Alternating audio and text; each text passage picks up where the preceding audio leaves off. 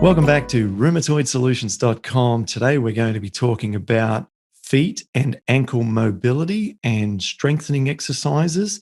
So if you've got problems in that area, discomfort, rheumatoid arthritis in the ankle, if you feel that your alignment's out, if you feel that the whole area needs strengthening, or you just want to learn more, then today's episode is going to be great for you. To guide us through this, I've invited back one of our specialist coaches inside Rheumatoid Support, which is our support forum area. And his name is Carl Reeder. He's been on the show many times and he's helped many, many people inside our support forum to improve different areas of their body through optimal use techniques that are natural for the body and help to build strength and flexibility and ultimately to relieve pain in painful joints.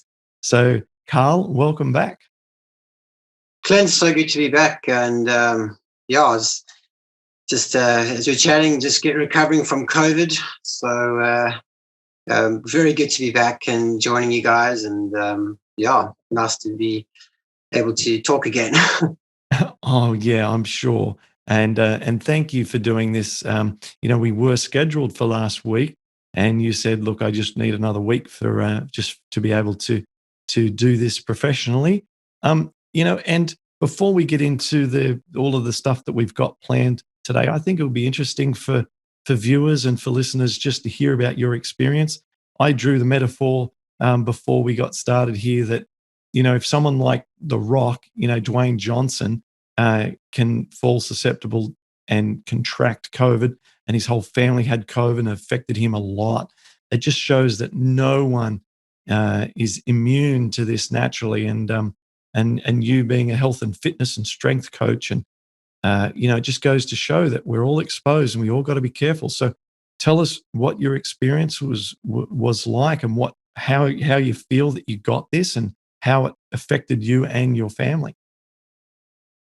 Yeah, my wife was around some people, friends, just a local play date with the kids. And, they told us they had COVID, and we waited about 9 days. We had no symptoms, anything. And then suddenly after the 9th day, my wife went down, and then I went down 2 days later.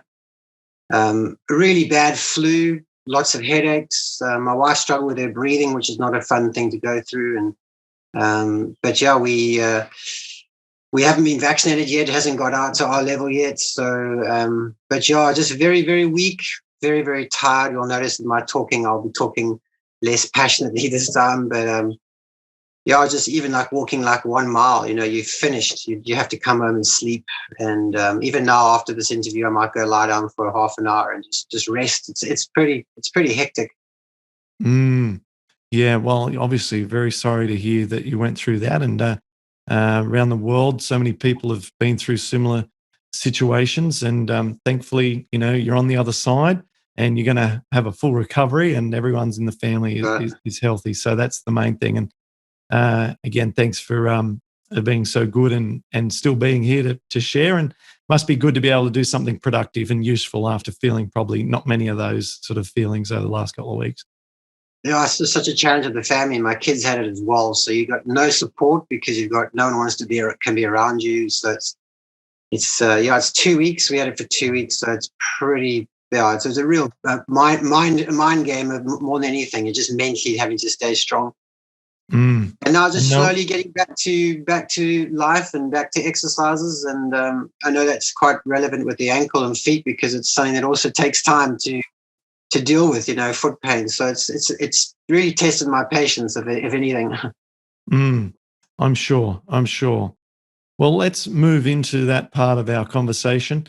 Last time we had a really, really well-received conversation about upper body exercises using elastic bands, bands that you can buy online very inexpensively. And if you didn't watch that episode, but you're interested in building upper body strength, back, shoulders, and so forth, some chest, triceps, and you just want to just have a very inexpensive workout at home, go and check out the most recent episode that Carl and I did together. We cover that. And in fact, on the page at rheumatoidsolutions.com, search for Carl, you'll see that. You can also download a free PDF on those exercises and follow them at home if you just want to grab the cheat sheet. So today, though, we're talking about ankles and feet. So why don't you guide us through some of the ideas that you had to share with us, and then I will jump in with questions and ask as we go. Sure.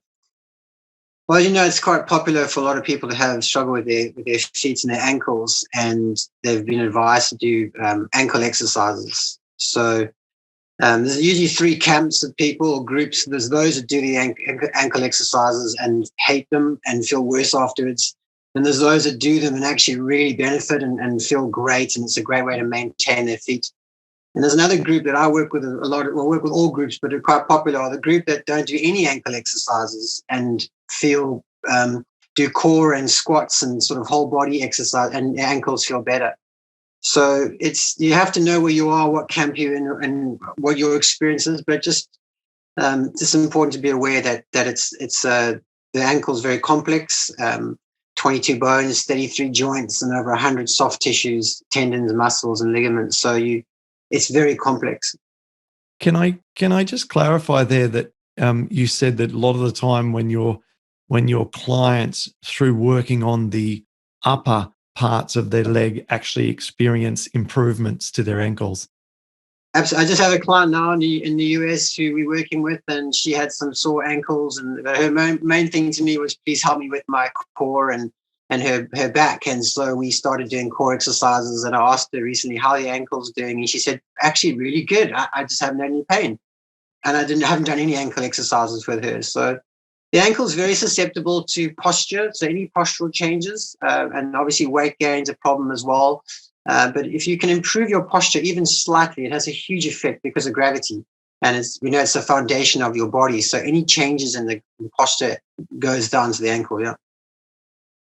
Yeah, makes sense, doesn't it? Okay, so when we would seek to improve our posture, are we talking about maybe getting those shoulders back, chest out, not slouching at the table? I mean, walk us through some fundamentals there. Yeah, I mean, you ideally when you're standing, you want your knees slightly bent. So a lot of people have like sway back posture, or they've got these too much curvature in their spine. So it's trying to get the balance and the curvature in the spine, back to as ideal as possible.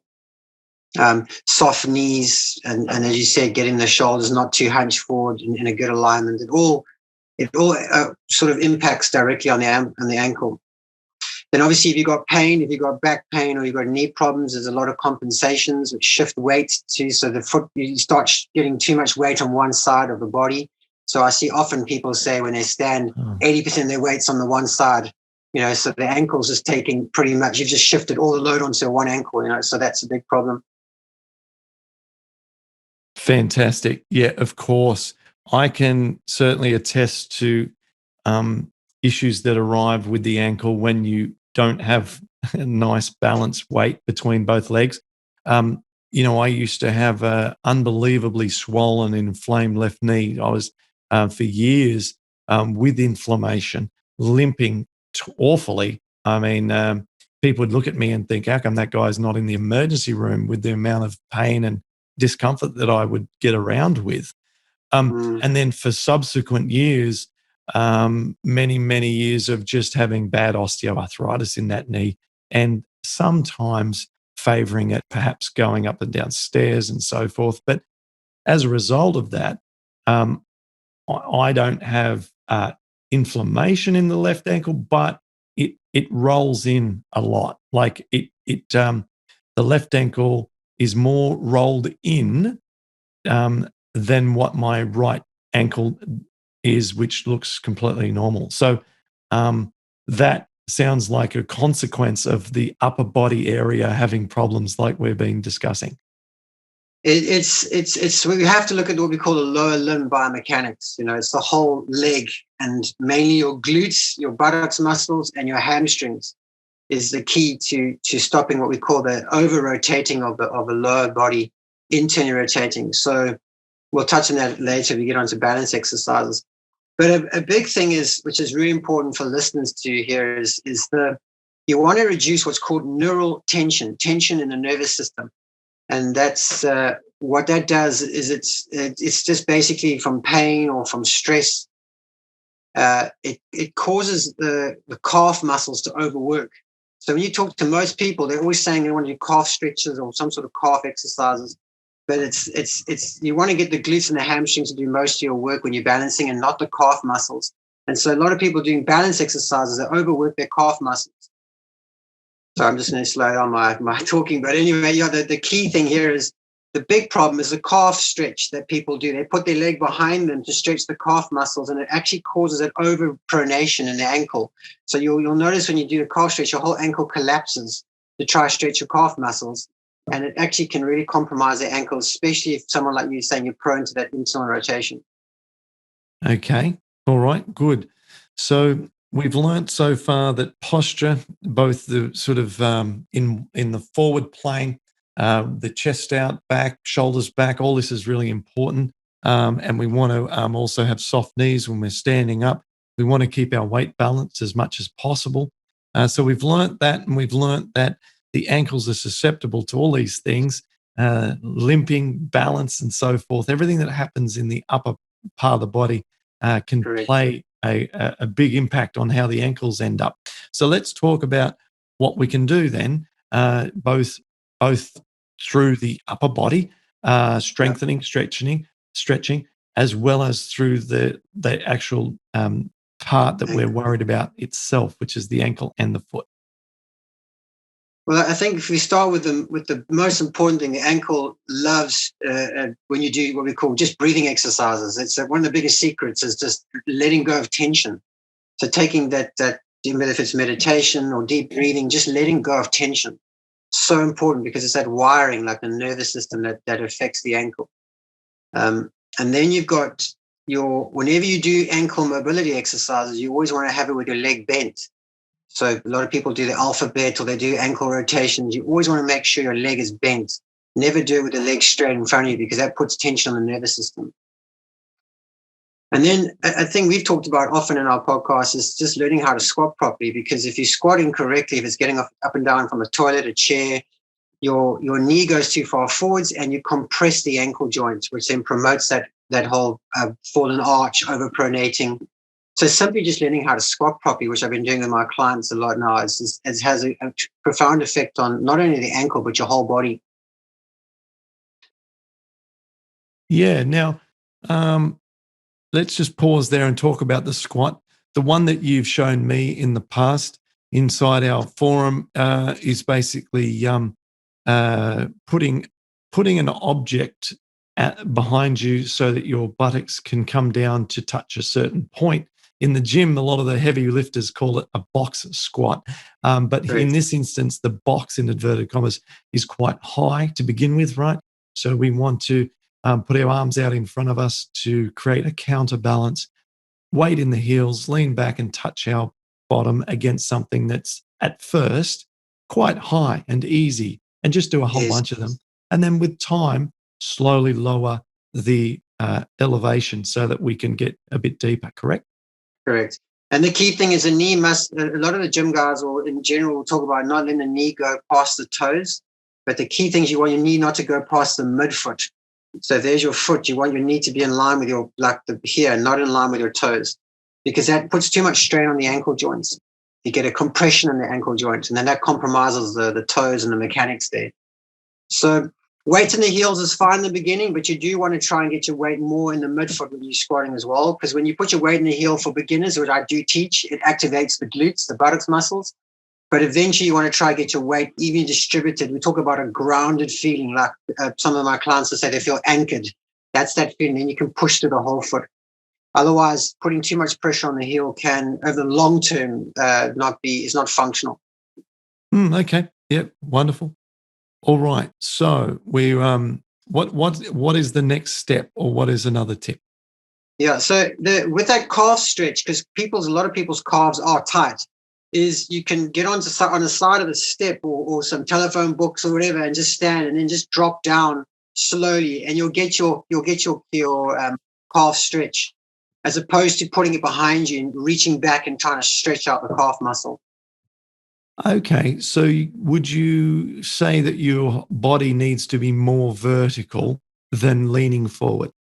You will have to lean forward a little bit to get that stretch, but you get less compression and rotation in the ankle joint from doing that than if you were to put the leg behind you and try stretch out, which is very common. Okay. And slight bend in the knees. Slight bend in the knees, yep, and just listen to you have a body awareness in the ankle because you are going to get compression there. So if you do, and I'll take the guys through this, but what I like to do is I like to do pointing exercises with my clients. So where you point the foot down and you point your toes down, so you get to sort of like point your feet down, and it opens up that joint. And then I go do the calf stretch standing up because it very often there's a bone called the talus that sits on top of your heel, the calcaneus, gets restricted or blocked. And so when people try and strengthen or try and stretch that calf muscle, they actually get what we call a bony limitation or fix, like a stuck. And then they get a lot of compression in there, and that can aggravate that ankle. So the pointing of the toes, and we can do our stick drawings and everything, but that pointing of the toes really opens up those ankle joints. It's a very nice exercise. You can point it down. You can try and curl your toes as well and hold it for 10 seconds as well, where you sort of pointing down. That's a very good exercise for the smaller muscles. Yeah, I'm doing it right now. I'm barefoot at the moment, and I've just extended I've just squeezed my quads so my legs are straight out in front of me, and I'm pointing my toes down. It feels good on top of the foot. I Yeah, think, and opens up the top of the foot, correct. yeah. And for those of us with kids who've witnessed kids who just sit on their heel or sit on their sort of calf muscles and in a Japanese style, as they say in yoga, for seemingly like an hour at a time, the foot is totally outstretched and flat against the floor, and it just seems like a functional or natural position for the foot to be in. And so, whilst I cannot sit on my heels, I actually think that that's preventing a natural range of motion that otherwise, human beings should be able to go put themselves in. It's one of my advanced moves, but it's something that I do quite effortlessly, and a lot of it's got to do with neural tension. So if there's a lot of tension in the nervous system, it's very hard to get that release all the way down in the body. And obviously knees, if you've got compromise in the knees and the hips. So there's a lot at play. But just another tip for people doing the squats, nice for the ankle, is roll a towel and stand on put your heels on top of so you've got like a little bit of an elevation, like a bit of elevation on the heels. It'll help you to squat easier, and it will just take a lot of pressure off your Achilles tendon and the calf muscles. Because if you are restricted in the ankle and the knees, that makes squatting so much easier, especially for if I've got clients who are struggling with bad ankles or hips. I put the towel probably about an inch and a half, so it really feels like like a heel. You're wearing like a heels, and then you squat down. I've seen that at the gym too. And in fact, when I first started going to the gym when I was about 20 or something, and having no idea what I was doing, my friends and I used to squat with a 45-pound plate underneath our heels to get some elevation. Yes. And we had no idea why we were doing it other than we were seeing other people do it. It's not as common, there's sort of trends and fashions at the gym with these sort of things. I don't see it as much. Barefoot squatting seems to be really popular at the moment at the gym. Guys squatting in just socks or even barefoot, or heelless, joggers with very little heel underneath. So I see that a lot. But yeah, definitely, over the years, witnessed a lot of people squatting with their heels up. So, yep. Thanks for for people with knee. If you've got a very tight joints and you've got pain and you've got back problems, it's a very very a great thing to do. It makes it much easier. It's you try and do a deep squat and you've got physical limitations and neural tensions. You're gonna start damaging and compromising other areas of your body. So I like the barefoot. That's more advanced, and if you've got the mobility, then by all means go for it. But for those who are struggling, it's you just need that sort of prop to help you. Yeah, I love it. Okay. So fantastic. What's next on our to-do list here, Carl? Yeah, so with especially your letting go of that tension. You can also, a lot of people do where they like pull a towel so they're barefoot and they use their toes to sort of pull. You've probably heard that as well. Pick up marbles. You're looking at what's called the intrinsic small muscles, and it does help. There are people who benefit from that. It's just, remember, if you lose the loss of your hands, or you were born with no arms or hands, the brain and the body is amazing how the neuroplasticity can actually use your foot as like a hand. You can write and you can pick up. So those intrinsic muscles are used as like a redundancy in a sense, but it's in terms of supporting arches and foot pain. Some benefit from it, some don't, and it's very difficult. It's a very fine motor skill. As I said before, you got to look at more the upper limb body mechanics, which we can go into now. So balancing exercises. That's what we need to work on. It's so important to get what we control, that stop that rotation of your lower body, your lower limb turning inwards. Does that make sense? Yeah, it certainly does. All right, guide us through our balancing routine. Yeah, the most important is the glutes, and you want to do those exercises standing up. And there's a lot of exercise. You see people lying on their side, and it's called the clam, where they sort of open up, and it does target those muscles. Or you can lift your leg up in the air. It does target the glutes, but it's not functioning on the ankle. So standing up, you want to preferably be barefoot. And the secret here to balancing exercises, you must have the knee in a soft position. So if that's your knee, it mustn't be bent. Let's just be relaxed. So just loosen the knee, which then gets we call the posterior chain muscles, your hamstrings, your calf, and your glutes to do the work. What most people do when they do balancing exercises is they lock out that knee and they find the calf muscles doing all the hard work, which you don't want. The calf is not your balance muscle. The glutes, your buttocks muscles, and the hamstrings are your balancing muscles. And so again, also when you do balancing, that you look straight ahead, don't look down, because that also puts tension on the nervous system. Yeah. Love it. Okay. Now, my experience from doing lots and lots of yoga over the years is the more you balance on one leg, the more secure and strong you feel in the ankle. The ankle's working like crazy during those balance. Yeah, like absolutely. crazy. And those little intrinsic muscles. I mean, as if you've got like 100 soft tissue structures here that are doing stuff at a level that we can't even comprehend. It's just by doing basics, which is balance, is so key.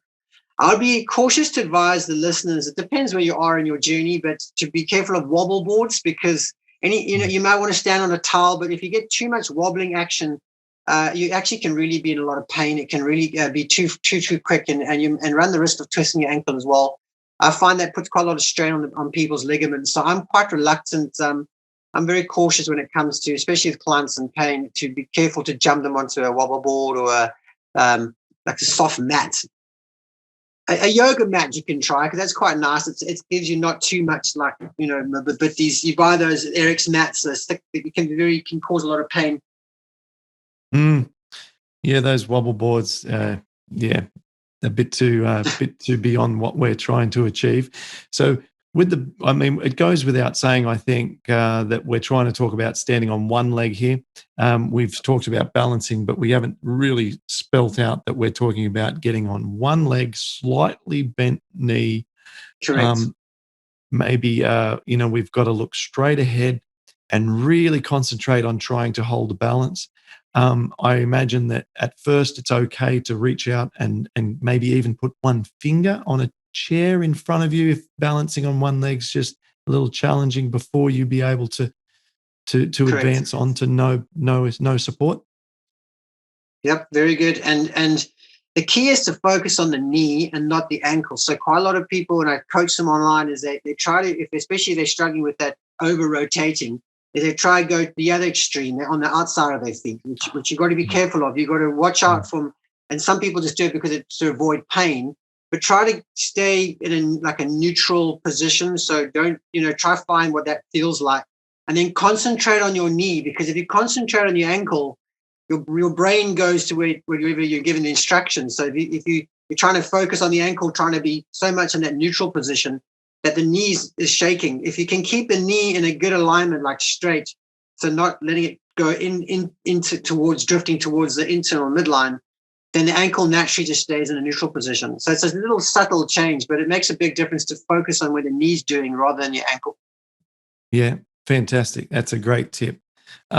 If people have learnt nothing else except just listening to this concept of balancing on one leg and trying to hold that position for as long as possible, that will strengthen and improve the ankle, then this will be a valuable use of your time. I have found that personally, definitely over the years by going to yoga. And interestingly, it always felt like as the ankle got stronger, the whole balancing ability just explodes. It feels like the weakest link I feel in a lot of the balancing exercises. And so for me, I used to have to concentrate on just trying to not roll left or roll right at that ankle, because at one point when the ankle was inflamed on the left side, rolling into it used to really aggravate it. I'd notice it the next day. So when I was in these standing positions, I was like, do not roll left and right. I must stay right in the middle. And I was happy just to put the other leg down rather than falling for more than just a brief moment. Immediately the leg would go down on the other side to stop rolling into the painful areas. Yeah, but I tell you, this really works. This really strengthens the ankle standing on one leg. And it's because you've got the lower limb mechanics. It's the whole limb, the lower limb. It's like kinetic chain we talk about. It's in the past there hasn't been a lot of success because I think from my own experience when I was starting out 20 years ago, when we did these exercises, we didn't see a lot of good results. And it was because most of the time we had clients and patients standing in the clinics with their knees were locked. So they were just trying to balance on the ankle, and it actually inflamed it and aggravated it. But when the minute I found this whole thing of softening the knees, and the other thing I want to bring is just a slight forward lean from your hips. So not standing upright. So you got some extreme would be the aeroplane. Have you seen people like where they're leaning right forward, their hands out in front of them? You can do that if you've got the mobility, but just very slight lean will start to bring on the glutes, the buttocks muscles, and the hamstrings. So you don't want to remain too upright. If that makes sense, yeah. Yeah, awesome. That's an advanced thing, but it does help to bring on the glutes, especially if you're running or walking. You've got a bit of a. Okay, great. I have a question regarding a little elastic band that I have here around ankles, but I want to bring that up once you've sort of exhausted everything that you already had planned to talk about with the ankles before we move on to the feet. So is there anything else you wanted to add about the ankles? Yeah, I like to do where you have the shake the legs. I don't know if you're sitting down with your feet flat on the ground and you just sort of shake your muscles in the lower limbs. So just shaking, like you see my hands doing this, it sort of releases tension. It gets rid of. You see some people, tennis players, they sort of shake it off. We call it shaking it off. It just lets go of that neural tension. But by shaking the legs, with your legs in a nice comfortable position, not like open and closed wide. You don't want to like damage your hips or knees. But just it also has a huge effect on the ankles. That's I said to you before, the ankles love releasing tension. When you let go of tension, it's like your ankle feels like it's really soft and mobile. And then also briefly, are you going to demonstrate that to us in a minute, or is that the shaking one? Yeah, I just can't quite get that one right in my mind. If you can see me, like just basically shaking the. Oh yeah. Yeah. Just sort of like moving you, like you're shaking your, like you just basically a wiggle, like a shake off. We should call it like shaking the nerve. I actually gave it to a client the other day, and she said, "Oh, we did this in like it was in a conference, and I heard how did you at the conference?" And I said, "No, it's something I've discovered." She said, "Yeah, it's amazing how it releases the tension." I said, "That's it. You want to get rid of the tension." Yeah. It's almost this is a weird way of putting it, but it's almost as if you're trying to like wiggle fat on your legs, even if there's none there. Yeah, you went there. Fat. I didn't want to go there. Anyway, I got zero fat to wiggle, but I can feel it. Yeah, all the muscles are shaking. Yeah. It feels kind of weird. Yeah, it's good. It's good, but it's the best way I could describe it. Okay, let's shake it off, shake it off. And Shake then it off. And what just was be the next? careful with the ankles when you change and start to mobilize the ankle. Um, Sometimes it realigns. So then the knee and the hips are like, what's happened? And so you might end up getting knee and hip pain.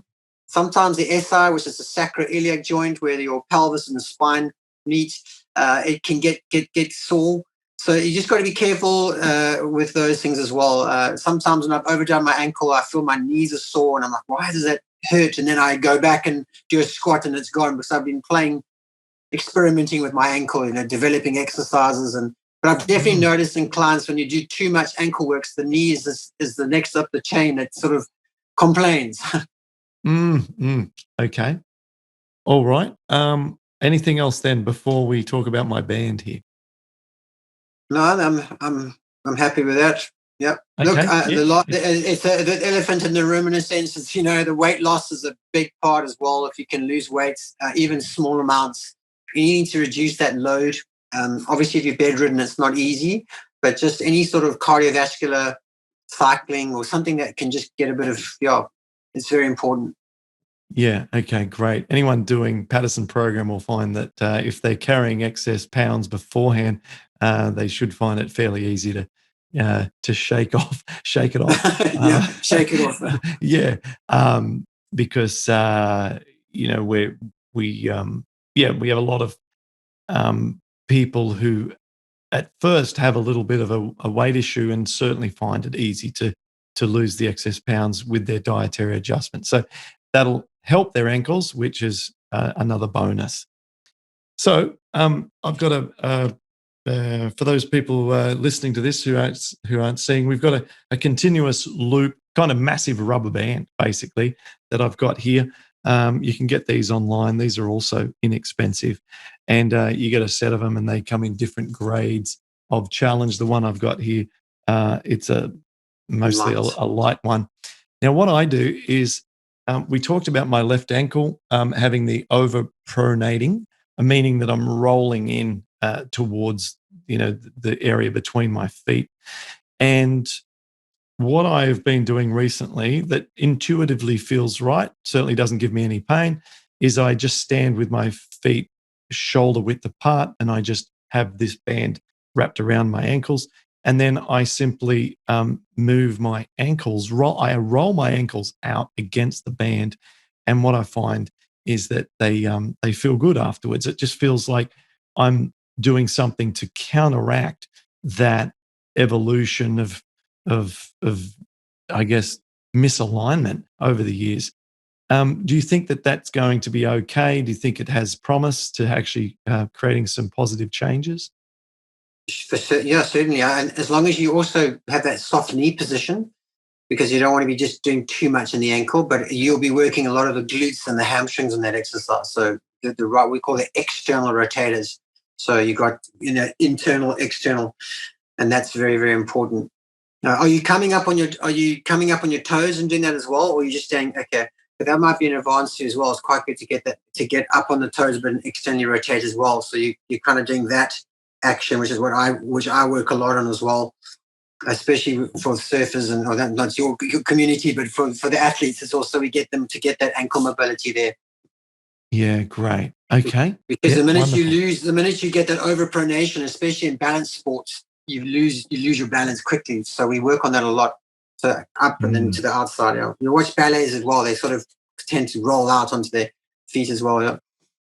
Yeah. Good. So coming up onto the toes just slightly if I want to experiment with that, and then externally rotate the ankles against the band and then back down again. Do exactly what you're doing. Just come up, even if it's half an inch, just a little bit to play with that, just that lifting. Yeah. Okay. It's called the phalangeal break. So where your toe, the line is, it's at a 45-degree angle. So when you step up, like you'll notice even with my hand, it sort of rolls at an angle. The toes sort of there's a line. So when people do step up exercises, they tend to do that. They tend to just stay on their big toe, but you actually want to go onto the side toes in a sense. You get better balance. So even when you're walking, you toe off, but you tend to come to the side. Does that make you roll? I got it. Yeah. So that's also standing on your toes. I see a lot of patients and clients, they want to stay on their big toe. And I'm not saying roll completely off to the side, but just try to feel that your all those toes are bending or flexing. Also good exercise. Okay. Yeah, nice. All right. It's a normal walking exercise. Yeah, I can see that. Yeah, because the toes, given that the big one is further away from your heel than the little one, creates definitely like you said, a 45-degree angle of, yeah. Okay. All right. Correct. Let's move on to the feet. I'm sure some of the concepts we've talked about can apply also for feet, but could I bring up the challenges that we hear about in the rheumatoid community a lot, which is insufficient foot arch is something that comes up. Pain in the metatarsals, which is maybe a little bit beyond the scope of what you can address with just physical things. Obviously remains a big challenge, but it's not maybe something we can address just with mobility exercises, but perhaps and just anything else that you think could be helpful if people are just not optimal in this area. As I said to you, like even in learning the squats or paying attention to what you do throughout the day can have a huge effect on your feet. Standing too long, be aware of those balances in asymmetries or the weight shifting. That's a big thing. And then a lot of people on YouTube are mobilizing their feet as well, so they're pulling their toes back and again, that's not my area, but just make sure you work with someone who maybe can guide you through that process as well, because self mobilizations it does work, but you can also can be quite painful if you're not trained to know what to do or push it too much. So there's things like where you're twisting your feet and rolling it in and rolling it out. There's a lot of that sort of online at the moment on YouTube to help improve mobility.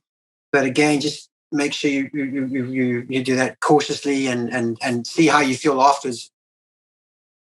With regards to that pointing of the toes that you talked about before, which stretches the top of the feet, um, Yes. intuitively, when I do that, it seems to feel good to improve foot arch. It feels like the muscles under my foot are being recruited to pull my toes down and to do that stretch, probably in conjunction with calf muscle, other stuff. But anyway, Correct. I look at my foot in that position, and especially when you curl the toes, there's an excellent foot arch. And I think I like this approach to try and improve my foot arch. Do you think that it can, over consistency, improve the arch like that? It's my number one go-to. So I start with that first, with the pointing of the toes for the hold for 10 seconds, and I build it to 15 seconds, and depending on how the people respond.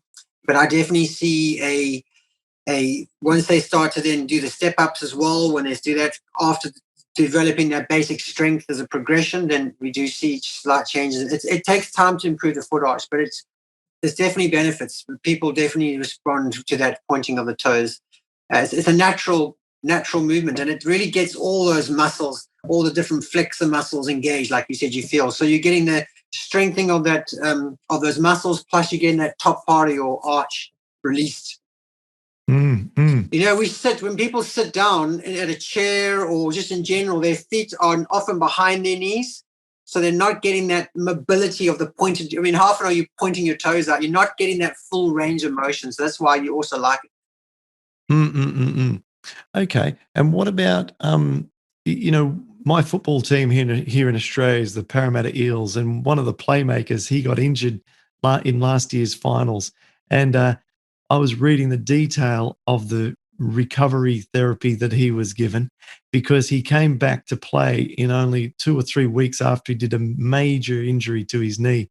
And one of the exercises that they had him doing was a toe exercise where he was had an elastic band, and he was using his big toe and doing toe exercises. Now, given that we're on the topic of feet, Yes. have you ever used any kind of toe resistance exercises like I've described here, and any benefits?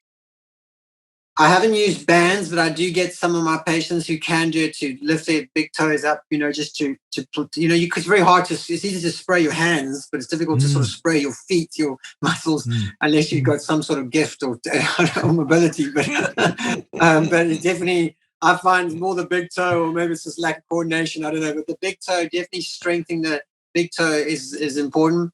And it's what we call in the medical side the windlass mechanism. So like as the big toe bends, as you push on it, it actually pulls the arch up. It's got like a pulling effect on the arch. So that's why that toeing off. So you need the mobility. And often in rheumatoid, people lose that big toe gets inflamed or they don't get that flexion. So it makes it quite tricky.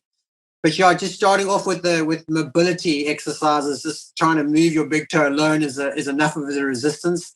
Um, I personally haven't tried that. I can see how that could work, especially for football players. Mm, mm. You Okay. have to be guided by how you feel. I think that's so important, and your awareness of like notice the effects after you've done the exercise. Because um, yeah, I'm amazed when I speak to people online and coaching them how they've been for 3 to 6 months of pain and they still keep going. And I just say maybe give it a couple of days, but don't continue just on and on and on and on and hoping that this is because it's. Yeah, it's just sorry. It's tricky to give if exercises are not natural. You wouldn't really be ever, you're not using your feet to grip onto something, or you don't need that sort of strength. Unless again, like we talked about, you writing with your feet, or you're doing those sort of exercises or tasks. Yeah, absolutely. Which has just given me an idea um, about something we had agreed to talk about and we haven't yet covered. What are the cautionary steps prior to anything we've discussed for people if they have inflammation in the ankles before they get started so that we don't end up having counterproductive outcomes? Yeah, as I said, you want to start with your releasing tension. It's such Yeah. that is that they have to release that tension, just the breathing, Mm. meditation, just letting go of tension. Then any sort of mobility, try to do the mobility with the leg bent. Like I said, don't Yeah. you can rest your heel on your knee and just do it smoothly and do it slowly. Sometimes the ankle clicks and there's restrictions. Don't try to push through those restrictions. Just sort of work the other way around. Some people do the alphabet, so they write the alphabet ankle. There's Mhm. going to be positions that you're going to feel that are restricted. And I think with the ankle, whenever you try and push it, that's where you start to get the pain. Or yeah, rather do the pointing exercise a couple of times, keep it there, and then go back to another exercise. But don't Mm. push through restrictions of the ankle. It's you're going to come off second best very often. Mm. And now, just throwing things off the top of my head, things that I've tried and seen. What about just ankle rotations? Extend your leg out in front of you or off the edge of a couch or something, and just rotate them one way and then the other. Yeah, again, must have something under your knee. Don't do that with your legs straight, because the Yep. legs straight, especially with people who are prone to calf tightness, are not going to get that mobility that you're looking for there. Okay. And switch exercises. So if you try something and it doesn't feel comfortable, stop and maybe do a calf stretch or maybe do a step up. And then if it doesn't feel comfortable, then go back to a rotation this way. So it's so individualized. That's where the coaching helps. But just to switch it up a bit, don't just do 12 this way and 12 that way, and then go, because it's you're trying to unlock it. It's as I said to you, you got 33 joints that are moving all together with 100 soft tissues that are. So if something doesn't work or feel good, stop. Maybe do some breathing, but try to find your own individual program that what works for you and what feels good. Like when I did my exercise the other day, I was like, man, that feels so good. Like you just said, that feels good. Then Mm. keep on with that. Or I did something the other day when I was lying in COVID and we were talking about this podcast. I was playing with my ankles and I was like, oh, hang on, that doesn't feel good. That's sore. And that actually made my ankle feel very unstable afterwards. So you have to just pay attention to the effects of the exercises are having on you. Yeah. Yep. Great. What about using a foam roller for the calf muscles and hamstrings and, say, quads? Sure, you must be in accord because I was about to talk about that. Yeah, I'm 50-50 with those exercises because when you release, you must remember with fascia, it's like the guy or the stay of a yacht. If you think about a boat, you've got the stays coming down. So when you start to release the one side, the other side takes tension. So you've got to be very careful of just going in and just releasing fascia. Especially under your feet, you'll get people who want to put a golf ball or something and they start to plant the fasciitis and excruciatingly painful. Don't know if you've ever tried that or done that with a marble or golf ball.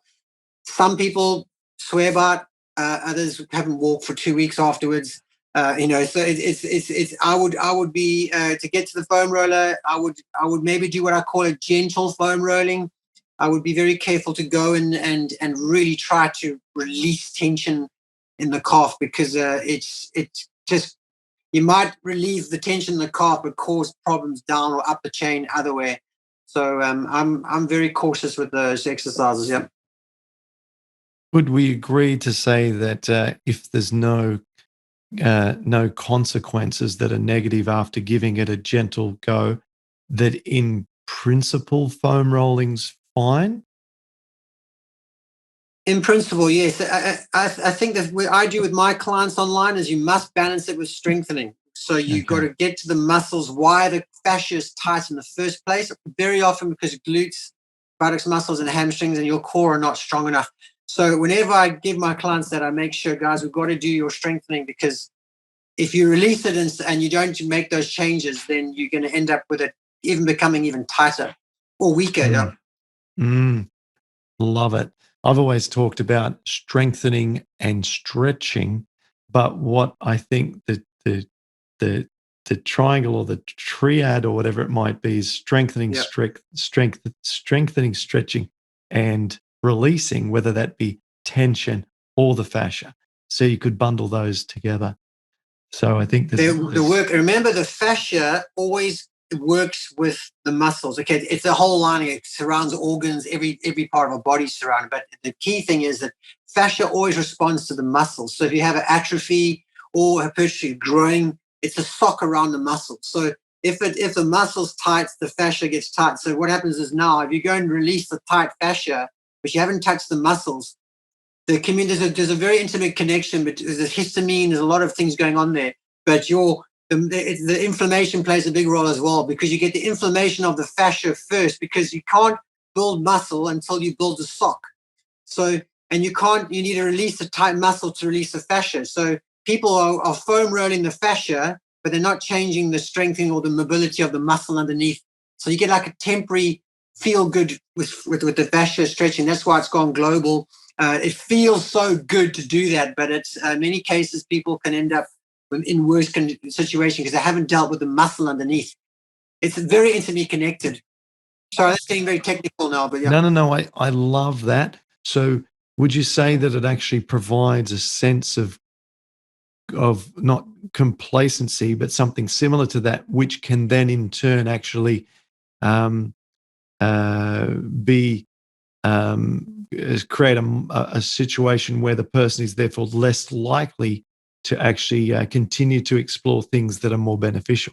So if you start to feel good from the rolling, you can get addicted to that, but you're actually not then getting into doing the Correct. daily. Yeah, Yeah. gotcha. So remember, the muscle is giving communication to the fascia, and the fascia has to change to correspond. So that's why when you do muscle building and you want to Mm. build strength, it's the changes in the fascia. A lot has to do with estrogen, even in men. We always think of estrogen as a female hormone. Obviously, it is, but in men, it's the estrogen as well.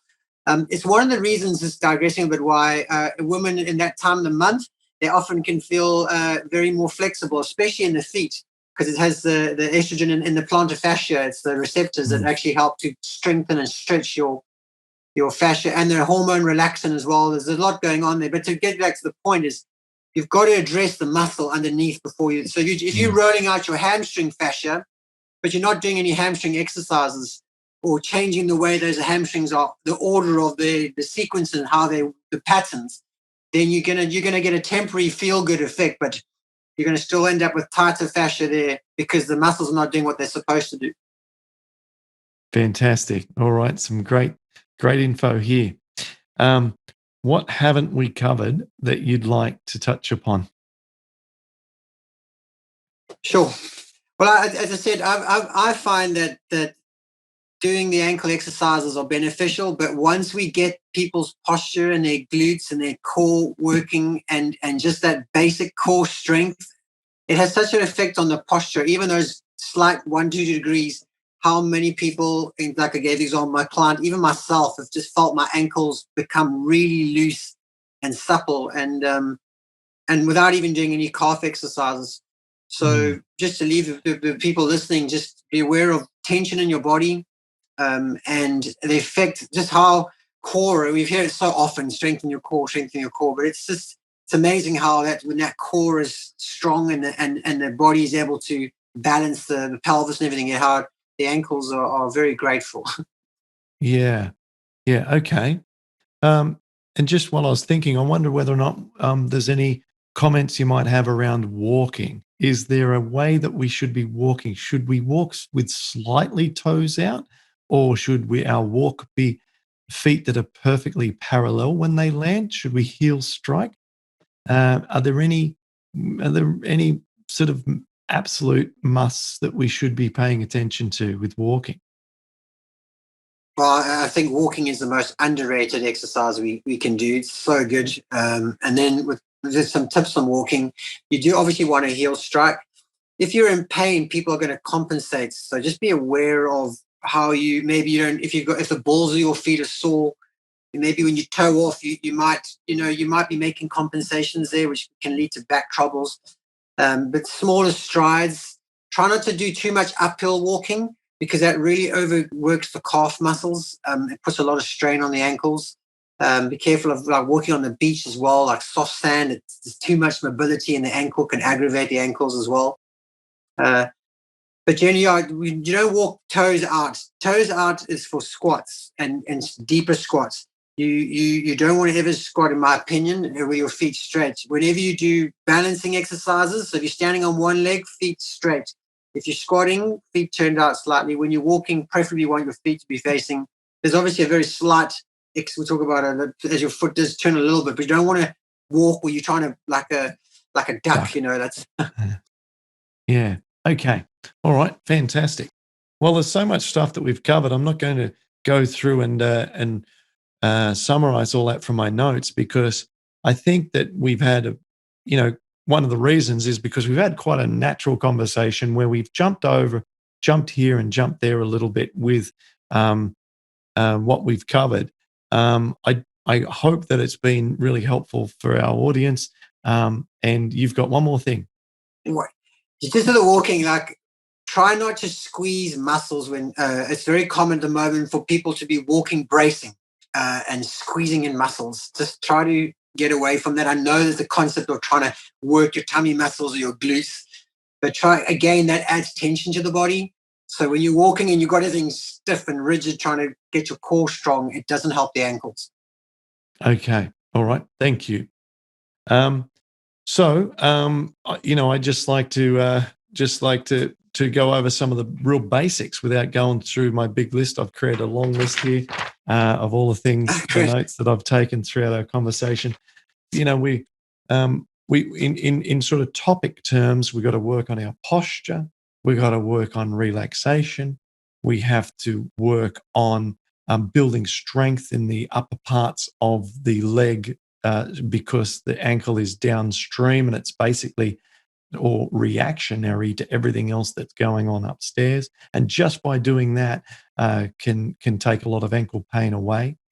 And balancing is one of the key things to target the ankle improvement directly because the ankle has to really, really work hard to maintain balancing on one leg, and that's therapeutic for the ankle.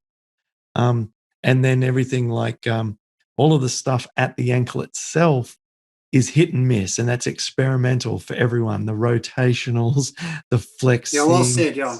yeah, right. So that's where people need to work either with someone like yourself or at home and take some careful notes and make sure that they're recording what they're doing so that if something doesn't work, they don't repeat it and they try something else. Um, And we just want to work on, sensible things. Don't aggravate the ankle, because aggravation is clearly not the right, not going to be progressing, right? Thank you so much. I think that we've gone over a ton here. We did create, as I said, a one-page checklist for everyone in the previous episode. I don't know whether or not what we've covered really calls for that in this episode. But if you would like to put something together, then I'll share it. So, Yeah. when you feel a little bit better, we've got a couple of weeks as we're recording this before it'll be released. Maybe some homework for you is if you do have some things that'll complement this, then we'll share them on this podcast page, which will be over at rheumatoidsolutions.com. And you'll be able to search for Carl, and this episode will come up. Carl, I hope you continue to feel better, and hope your family continues to get back to 100%. And as always, thanks so much for sharing today. Thanks, Clem. Always good to be on the show.